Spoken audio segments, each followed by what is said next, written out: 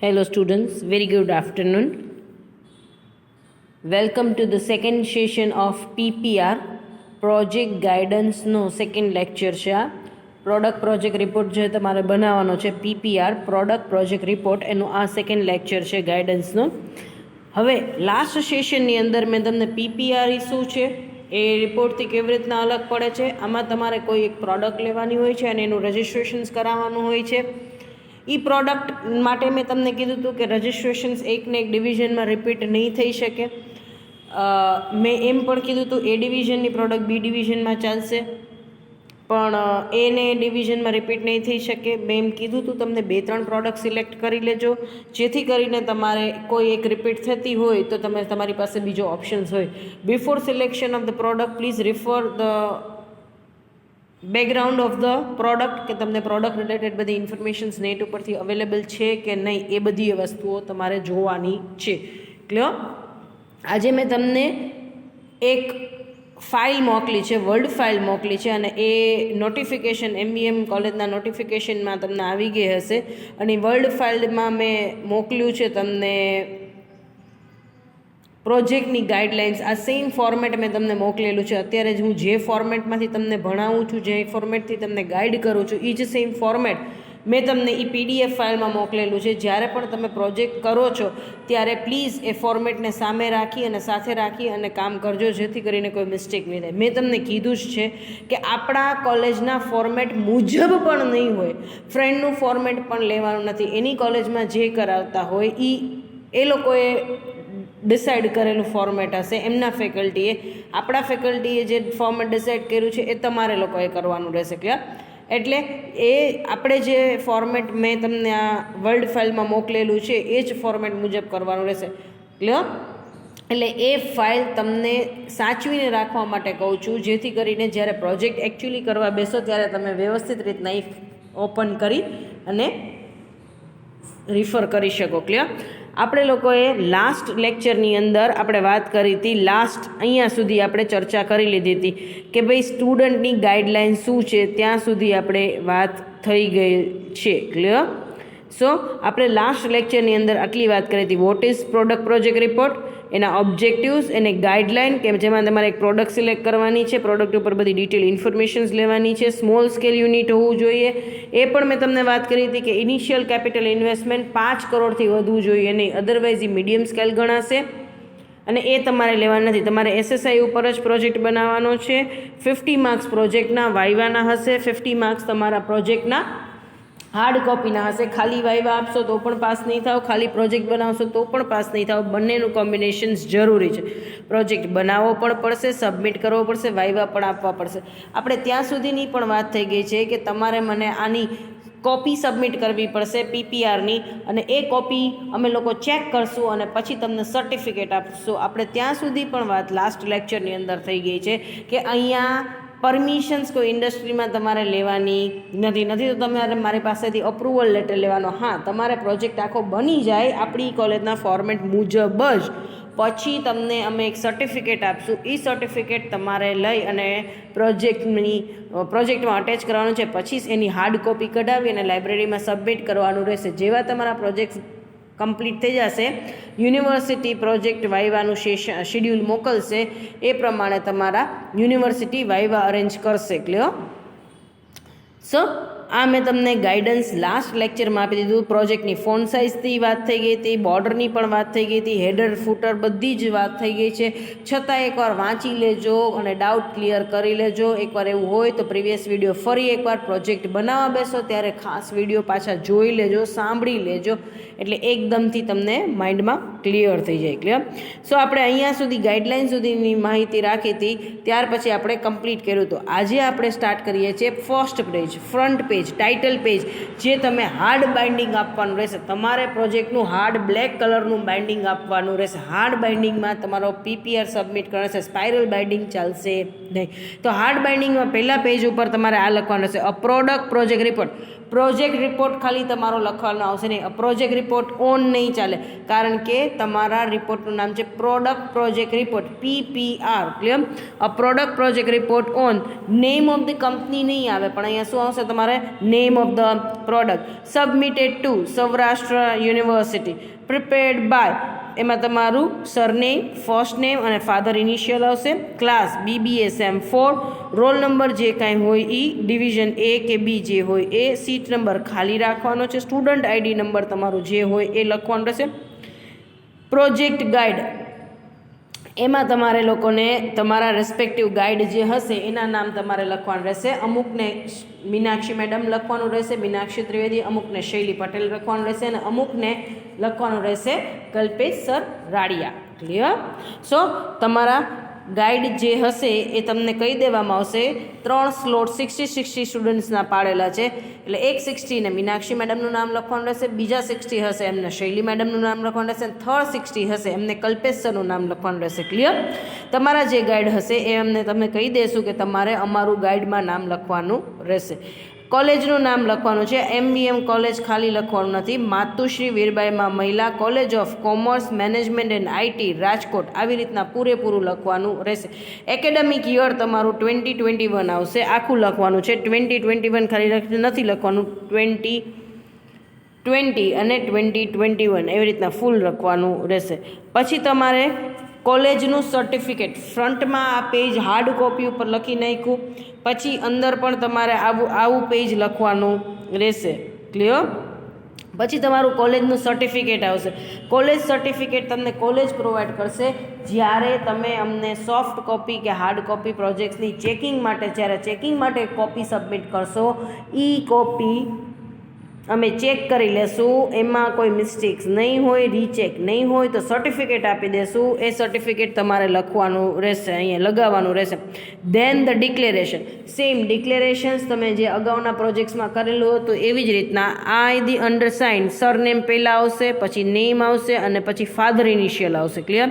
A student of BBSM4 hereby declare that the project work presented in this report is my own work and has been carried out under the guidance and supervision of professor. જે ગાઈડનું નામ આગળ લખ્યું છે એ જ ગાઈડનું નામ અહીંયા આવશે. This work has not been previously submitted to any other university for any other examination. Student name, signature અને date. Done? પછી તમારો નેક્સ્ટ પેજ ઉપર રહેશે એકનોલોજમેન્ટ. એકનોલોજમેન્ટ પણ તમે જેવી રીતના પહેલાં લખતા હતા એવી રીતના એકનોલોજમેન્ટની અંદર તમે બધાને થેન્ક્સ કહો છો જેમને તમને પ્રોજેક્ટમાં મદદ કરી છે એમને. સૌથી પહેલું જો મેં ડાર્ક અને બોલ્ડ લાઇનથી લખેલું છે, ફર્સ્ટ થેન્ક્સ કોને કહેશો? સૌરાષ્ટ્ર યુનિવર્સિટી. પછી સેકન્ડ થેન્ક કોને કહો છો? Director of the college. પછી કોને એકનોલેજ કરો છો? Project guide. પછી બધા પેરેન્ટ્સ અને ફ્રેન્ડ્સ પછી આવશે. ક્લિયર? એટલે સૌથી પહેલું એકનોલેજમેન્ટમાં થેન્ક્સ કોને કહેશો? સૌરાષ્ટ્ર યુનિવર્સિટીને ફોર ઇન્ટ્રોડ્યુસિંગ સચ અ ગુડ પ્રેક્ટિકલ સબ્જેક્ટ. પછી તમે ડિરેક્ટરને થેન્ક્સ કહો છો કોલેજના, અને પછી તમારા ગાઈડ છે એને થેન્ક્સ કહો છો, પછી પેરેન્ટ્સ અને ફ્રેન્ડ્સ આવશે. આ સેમ એકનોલેજમેન્ટ એવું જ જેવું તમે લખતા હતા પહેલાં પ્રોજેક્ટ્સમાં એવું. પ્રીફેસ શું કહે છે? દર વખતની જેમ it basically give a nutshell idea about the document.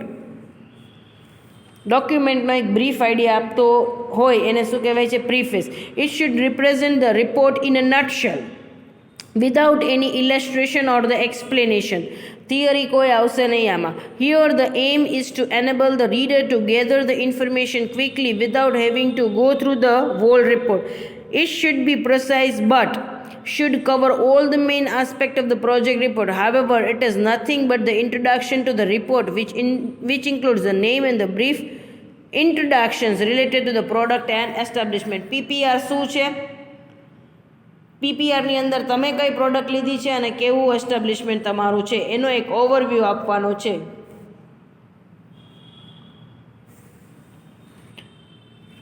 Next આવે છે તમારું પેજ, એ આવી જશે ઇન્ડેક્સનું. આપણે દર વખતની જેમ જનરલ ઇન્ડેક્સ પહેલાં બનાવીએ છીએ બરાબર છે, એવી રીતના જનરલ ઇન્ડેક્સ બનાવવાની રહેશે. ઇન્ડેક્સ તમારે ટેબ્યુલર ફોર્મમાં જ બનાવવાની રહેશે. સિરિયલ નંબર, સેક્શન અને પેજ નંબર.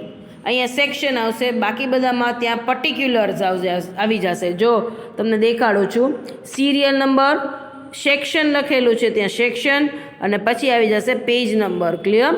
જ્યાં બાકીની બધી ઇન્ડેક્સ છે ત્યાં સેક્શનની જગ્યાએ શું આવી જશે? પર્ટિક્યુલર્સ. ક્લિયર?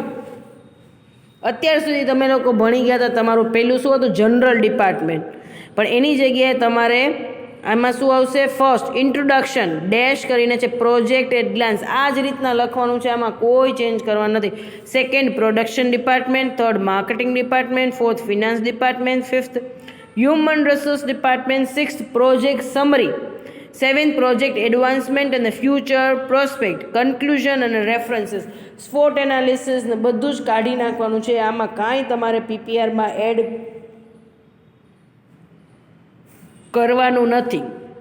ક્લિયર? સો તમારી ઇન્ડેક્સ બની ગઈ. હવે ઇન્ડેક્સ બની ગયા પછી તમારો ફર્સ્ટ ડિપાર્ટમેન્ટ સ્ટાર્ટ થાય છે, અને એ છે ફર્સ્ટ ડિપાર્ટમેન્ટ છે ઇન્ટ્રોડક્શન ડેશ કરીને પ્રોજેક્ટ એટ ગ્લાન્સ. બેઝિક પ્રોજેક્ટની ઇન્ફોર્મેશન્સ આની અંદર આપેલી છે, એટલે શું લખેલું છે? Introduction dash project at glance. હવે એની અંદર શું આવશે? 1.1. આની ઇન્ડેક્સ તમારે બારે બનાવવાની રહેશે, ભૂલતા નહીં. ઇન્ડેક્સ શું બનશે? Project at glance 1.1 introduction project at glance. 1.2 શું બનશે? Name of the unit. 1.3 શું બનશે? Profile of the unit. 1.4 શું બનશે? Location and site preferences. 1.5 શું બનશે? Promoters background. 1.6 શું બનશે? Contribution of government institution. 1.7 શું બનશે? Government procedure for registrations. Clear? એટલે અહીંયા ફર્સ્ટ ઇન્ડેક્સ આવશે, એની અંદર અહીંયા પહેલું પેજ ચાલુ થાય એ પહેલાં શું લખશો? ઇન્ડેક્સ. આવી જ રીતના ઇન્ડેક્સ બનાવશે. કેમ જનરલ ઇન્ડેક્સ લખ્યું છે, એનું હેડિંગ શું આવશે? 1 introduction dash project at glance. એની અંદર 1.1, 1.2, 1.3 એવી રીતના 1.7 સુધી જવાનું. ક્લિયર? હવે 1.1 શું છે? ઇન્ટ્રોડક્શન. જો અહીંયા પ્રોજેક્ટ એટ ગ્લાન્સ નથી, પ્રોડક્ટ એટ ગ્લાન્સ છે. It means you required to draft the informations related to the particular product related તમારે અહીંયા ઇન્ફોર્મેશન આપવાની રહેશે. જો પ્રોજેક્ટ એટ ગ્લાન્સ નથી, પ્રોડક્ટ એટ ગ્લાન્સ આપેલું છે. બરોબર છે? સો અહીંયા તમે શેની ઇન્ફોર્મેશન લખશો? Product related. Clear? 1.1 product at glance કરીને આપ્યું છે, એની અંદર ABCDEFG આપેલા છે પોઈન્ટ. ક્લિયર? એ પોઈન્ટની અંદર શું લખ્યું છે? Idea generations. Idea generations means આની અંદર તમારે શું લખવાનું? Here you require to draft about how you have generated this particular idea અને why you have selected this particular product. તમને કેવી રીતના આઈડિયા આવ્યો એન્ટરપ્રેન્યોર બનવાનો, અને તમને આ પ્રોડક્ટ પ્રોડ્યુસ કરવાનો આઈડિયા કેવી રીતના આવ્યો? Why you have selected this particular product. શું કામ એને તમે આટલી બધી પ્રોડક્ટમાંથી આ પ્રોડક્ટ સિલેક્ટ કરેલી છે? Y this particular product. So write about the idea generation stage. અહીંયા તમે પ્રોડક્ટ પ્રોડ્યુસ કરવાનો આઈડિયા કેવી રીતના જનરેટ કર્યો, શું કામ એને જનરેટ કર્યો, અને શું કામ એને આ પ્રોડક્ટનો આઈડિયા તમે જનરેટ કર્યો. Clear? why you have selected this particular product. Second આવી જશે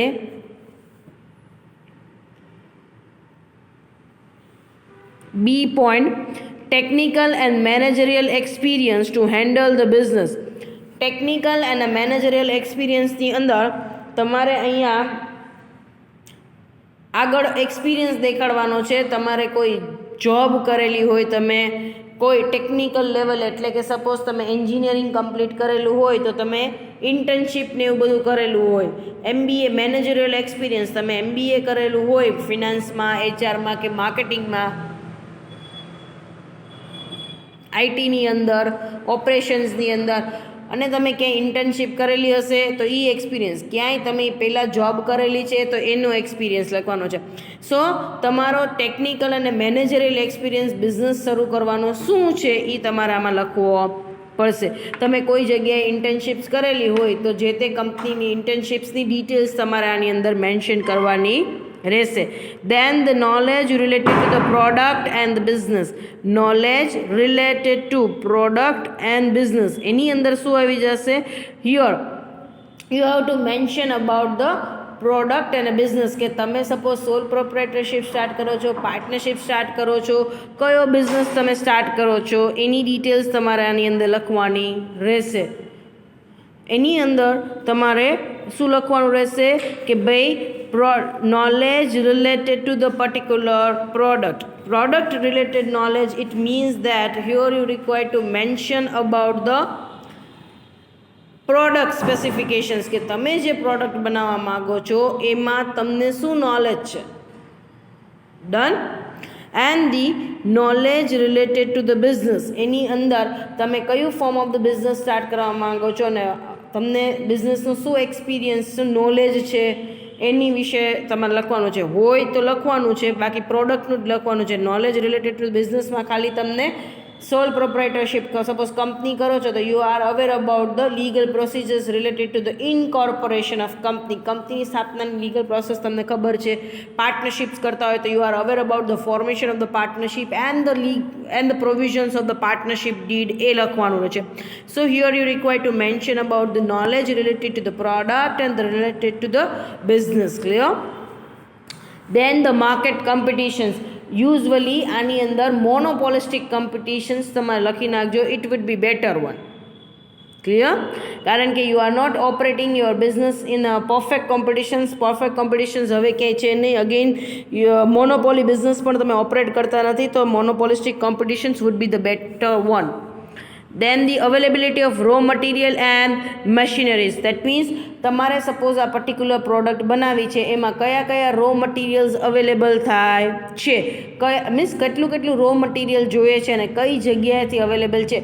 સપોઝ સે ફોર એક્ઝામ્પલ હું સપોઝ કોઈ પ્રોડક્ટ બનાવતી હોય જ્યુટની, તો મને જ્યુટ કલકત્તાથી અવેલેબલ થાય છે, બરાબર છે, બનારસથી અવેલેબલ થાય છે. તો અહીંયા તમારે લોકોએ લખવાનું રહેશે અવેલેબિલિટી ઓફ રો મટીરિયલ. તમે જે રો મટીરિયલ જોઈએ છે પ્રોડક્ટ બનાવવા માટે એ કયું રો મટીરિયલ જોઈએ છે અને ક્યાંથી અવેલેબલ છે. Availability of machineries. તમારે પ્રોડક્શન્સ બનાવવા માટે કેટલા મશીન્સ જોઈએ છે અને ક્યાંથી અવેલેબલ થાય છે. એવું હોય તો આને ટેબ્યુલર ફોર્મમાં મૂકી દેજો. Name of the row material and availability, ક્યાંથી એ વસ્તુ અવેલેબલ થાય છે. એવી જ રીતના નેમ ઓફ ધ મશીન, અને ક્યાંથી તમે પરચેસ કરી શકો છો, ક્યાંથી તમે અવેલેબલ થાય છે, એ ડિટેલ આપવાની છે. Labour requirement with the specific skills. અહીંયા તમારે લોકોએ અગેન એક ટેબલ મૂકવું વધારે સારું પડશે કે ભાઈ લેબર રિક્વાયરમેન્ટ કેટલી છે, તો કે સ્કિલ્ડ લેબર તમારે કેટલા જોઈએ છે 10, સેમી સ્કિલ્ડ લેબર કેટલા જોઈએ છે 4, અનસ્કિલ્ડ લેબર કેટલા જોઈએ છે 2. હવે એમાં સ્કિલ રિક્વાયરમેન્ટ શું છે એ તમે સામે લખી શકશો. એટલે તમે ટેબલની અંદર 3 કોલમ બનાવી શકશો, સ્કિલ્ડ, સેમી સ્કિલ્ડ અને unskilled. Number of employees required, કેટલા ત્રણેયના જરૂર છે. સ્કિલ્ડની સામે 10, અનસ્કિલ્ડની સામે આટલા, સેમી સ્કિલ્ડની સામે 3 અને એની સામે સ્કિલ. સપોઝ સ્કિલ્ડ એમ્પ્લોય જોઈએ છે તો એની કઈ સ્કિલ તમારે જોઈએ છે, જેમ કે ટેકનિકલ નોલેજ હોવું જોઈએ, એન્જિનિયરિંગ બેકગ્રાઉન્ડ હોવું જોઈએ, કમ્યુનિકેશન સ્કિલ સારી હોવી જોઈએ, person must be fluent in English, બરાબર છે. સેમી સ્કિલ્ડ હોય તો એને કોઈ ટેકનિકલ કામ આવડતું હોવું જોઈએ, એનું તમારે કાંઈ ડિમાન્ડ હોય તો એ અનસ્કિલ્ડમાં કાંઈ લખવાનું નથી. સો અહીંયા તમારે અગેન ટેબલ બનાવવું વધારે સારું પડશે બંનેની અંદર. Availability of raw material and machines અને labour requirement with the specific skill, એમાં તમને ટેબલ બનાવવું સારું પડશે. ક્લિયર. નેક્સ્ટ છે government subsidies and the loan as per the guidance of FM department. તમારો ફિનાન્સ ડિપાર્ટમેન્ટનું ગાઈડન્સ અડધા સ્ટુડન્ટ્સનું શૈલી મેડમ લેવાના છે અને અડધા સ્ટુડન્ટનું કલ્પેશ સર લેવાના છે. ક્લિયર. સો શૈલી મેડમ અને કલ્પેશ સર આના રિલેટેડ તમને ગાઈડન્સ આપશે, એ મુજબ તમારે આગળ વધવાનું છે. સો ગવર્મેન્ટ સબસિડીઝ અને લોનની અંદર તમને શૈલી મેડમ અને કલ્પેશ સર જે રીતના ગાઈડ કરે એ રીતના લખવાનું રહેશે. એક જ minute weight for a while.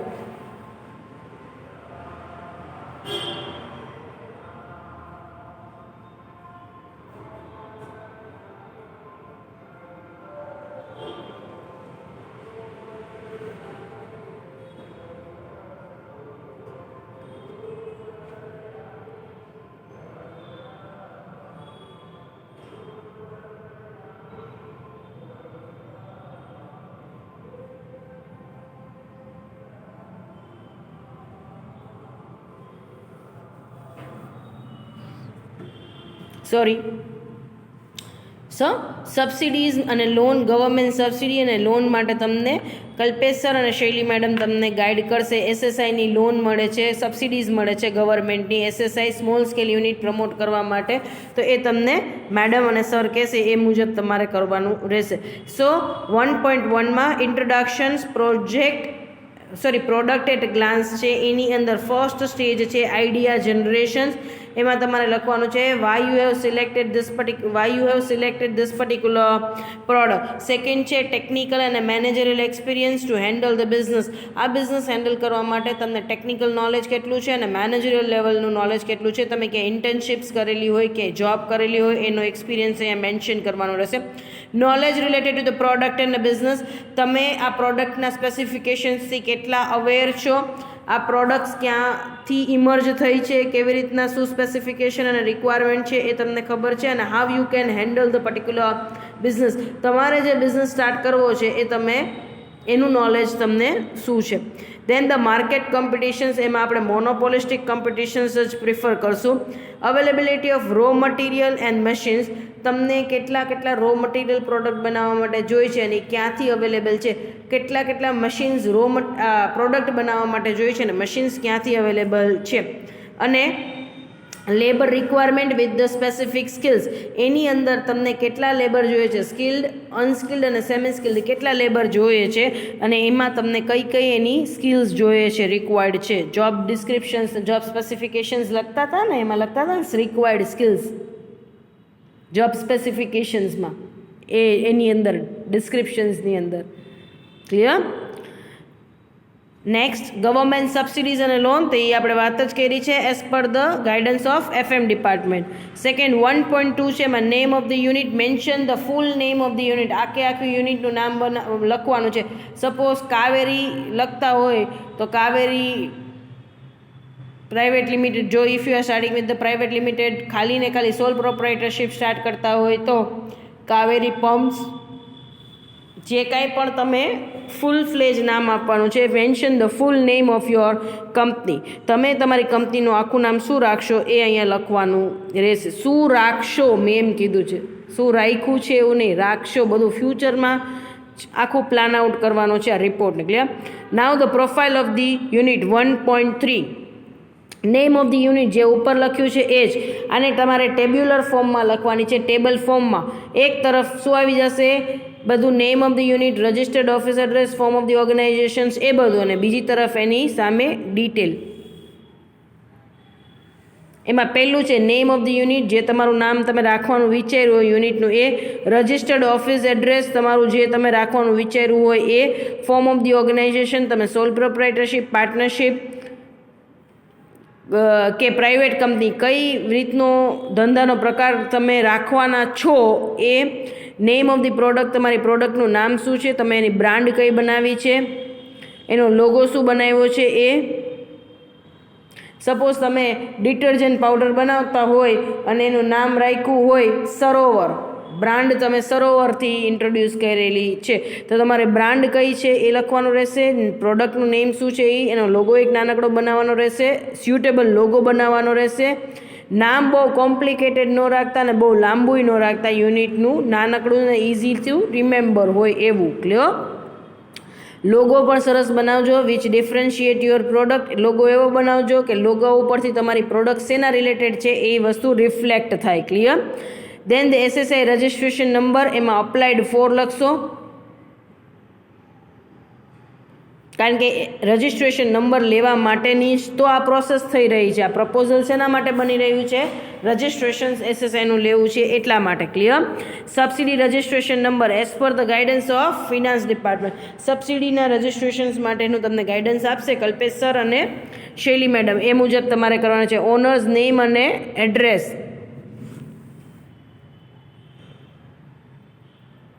જેટલા પણ માલિકો છે, પાર્ટનરશિપ હોય, સપોઝ 2 હોય, 4 હોય કે સોલ પ્રોપ્રાઇટરશિપ હોય તો એક જ હોય તો જેટલા પણ ઓનર છે એ બધા જ ઓનરના નેમ, રેસિડેન્શિયલ એડ્રેસ લખવાના રહેશે. ક્લિયર? બેન્કર્સ નેમ, જે બેંકમાંથી તમે બોરોઇંગ્સ લીધા છે અહીંયા તમને ગવર્મેન્ટ બેંક દર્શાવવાની રહેશે, કારણ કે ત્યાંથી આપણે લોન અને સબસિડી દેખાડવાના છીએ એટલા માટે.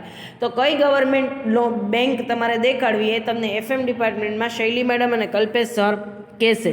ઇનિશિયલ કેપિટલ ઇન્વેસ્ટમેન્ટ, ટોટલ તમારું કેપિટલ ઇન્વેસ્ટમેન્ટ પણ માઇન્ડ વેલ તમારું ટોટલ કેપિટલ ઇન્વેસ્ટમેન્ટ 5 કરોડથી વધુ જોઈએ નહીં. નેક્સ્ટ છે ઓનરશિપ કેપિટલ અને બોરોડ કેપિટલ, ઊંચીની મૂડી અને માલિકીની મૂડીનું પ્રમાણ. ઓનરશિપ કેપિટલ કેટલી છે? 5 કરોડમાંથી. અને બોરોડ કેપિટલ કેટલી છે? અને નંબર ઓફ ધી એમ્પ્લોઈઝ, એમાં સેમી સ્કિલ્ડ, સ્કિલ્ડ અને અનસ્કિલ્ડ કેટલા જોશે. અને ઓનરશિપ અને બોરોડ કેપિટલમાં રેશિયો કેવો રાખશો? ક્લિયર? કેટલી ઓનરશિપમાંથી ઊભી કરશો અને કેટલી બોરોડ લેશો. દેન ધ 1.4 છે location and the site preferences.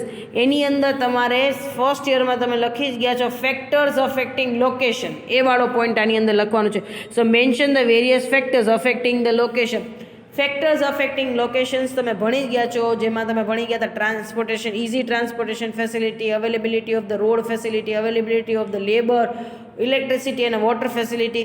સો કયા ફેક્ટર્સ અફેક્ટ કરે છે જેને લીધે તમે અહીંયા લોકેશન નક્કી કર્યું છે.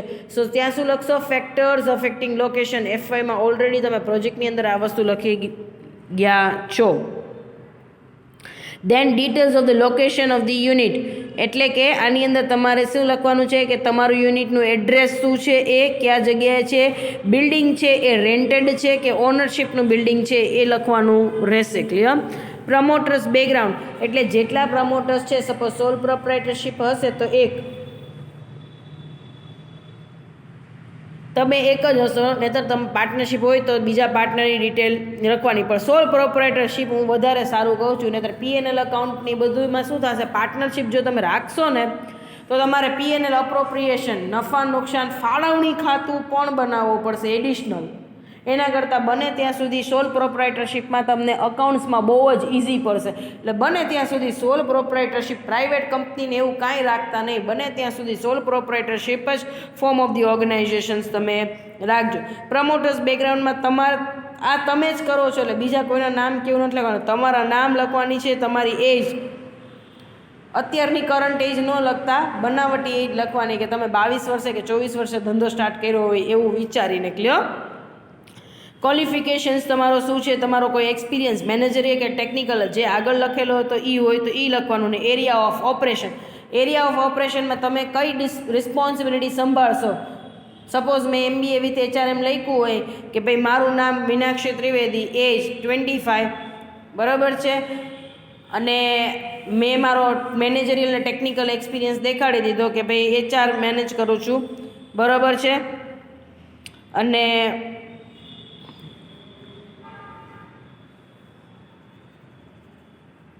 ક્વોલિફિકેશનમાં મેં MBA વિથ HRM દેખાડી દીધું. એક્સપિરિયન્સમાં મારો 2 યર્સનો ક્યાંક મેં જોબ કરેલી હોય, ઇન્ટર્નશિપ કરેલી હોય એનો એક્સપિરિયન્સ છે. અને એરિયા ઓફ ઓપરેશન એટલે I will deal with the HR and marketing of the company. એમ તો સોલ પ્રોપ્રાઇટરશિપ છો એટલે ઓલમોસ્ટ બધું જ જોવાનું હોય, એટલે તમે એમ પણ લખી શકો કે look after the general responsibility, look after all the department, બધા ડિપાર્ટમેન્ટને તમે જોશો. Clear? Then contribution of the government institute. Government ઇન્સ્ટિટ્યૂટે તમને શું કન્ટ્રીબ્યુટ કર્યું છે, બધી અલગ અલગ ગવર્મેન્ટ ઇન્સ્ટિટ્યૂટ છે એ બધા તમને પ્રોપ્રાઇટર એન્ટરપ્રિન્યોર્સ છે એને કંઈક ને કંઈક રીતના હેલ્પ કરે છે. ક્લિયર? તો એના માટે તમને આ સિલેબસની કોપી, પ્રોજેક્ટ રિપોર્ટના ગાઈડન્સ માટેની આખી કોપી ભાવના મેડમે સૌરાષ્ટ્ર યુનિવર્સિટીના સિલેબસની તમને મોકલેલી છે.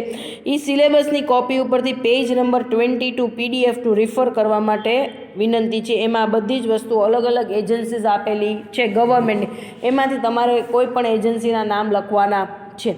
અને એ સિવાય જો તમારી પાસે PDF નથી તો સૌરાષ્ટ્ર યુનિવર્સિટીની વેબસાઇટ ખોલશો, એમાં UG સિલેબસ હશે, એમાં 2019ની ઇફેક્ટવાળો જે સિલેબસ હશે SY BBAનો સેમિસ્ટર 4નો એ જોજો, એટલે એની અંદર પ્રોજેક્ટ રિપોર્ટ મળી જશે. એની અંદર 22 નંબરના પેજ ઉપર, એ સિલેબસની 22 નંબરના પેજ ઉપર જે PDFનું પેજ છે એની અંદર આ વસ્તુ લખેલી છે. કે પ્રોડક્ટ સિલેક્શનમાં કઈ ગવર્મેન્ટ ઇન્સ્ટિટ્યૂટે તમને મદદ કરેલી હતી, લેન્ડ અક્વાયરિંગમાં કઈ ઇન્સ્ટિટ્યૂટે મદદ કરેલી હતી, માર્કેટિંગ તમારી પ્રોડક્ટનું કરવું છે તો કઈ ગવર્મેન્ટ ઇન્સ્ટિટ્યૂટ મદદ કરે છે, ટ્રેનિંગ માટે કઈ ગવર્મેન્ટ ઇન્સ્ટિટ્યૂટ મદદ કરે છે, રો મટીરિયલ પરચેસ કરવા માટે કઈ ગવર્મેન્ટ એજન્સીસ તમને હેલ્પ કરે છે, એનું તમારે અહીંયા કહેવાનું છે. નેક્સ્ટ છે government procedure for registration. 1.7 last point તમારો છે ફર્સ્ટ ડિપાર્ટમેન્ટનો. ગવર્મેન્ટ પ્રોસિજર એમાં મેં તમને 3 સ્ટેપ આપેલા જ છે. ક્લિયર? પહેલું સ્ટેપ છે પ્રોવિઝનલ એસએસઆઈ રજિસ્ટ્રેશન. પહેલાં તમારે પ્રોવિઝનલ એસએસઆઈ ટેમ્પરરી એસએસઆઈનું રજિસ્ટ્રેશન લેવાનું છે. તો એના માટે બધા ડોક્યુમેન્ટ જમા કરાવવા પડે છે. આ પ્રોસેસ તમને નેટ ઉપરથી મળી જશે. એસએસઆઈ રજિસ્ટ્રેશન પ્રોસેસ નેટ ઉપરથી તમને મળી જશે. ક્લિયર? એમાં પ્રોવિઝનલ એસએસઆઈ રજિસ્ટ્રેશન્સ છે. એમાં તમારે 3 ડોક્યુમેન્ટ્સ જોશે. પાસપોર્ટ સાઇઝના ફોટા,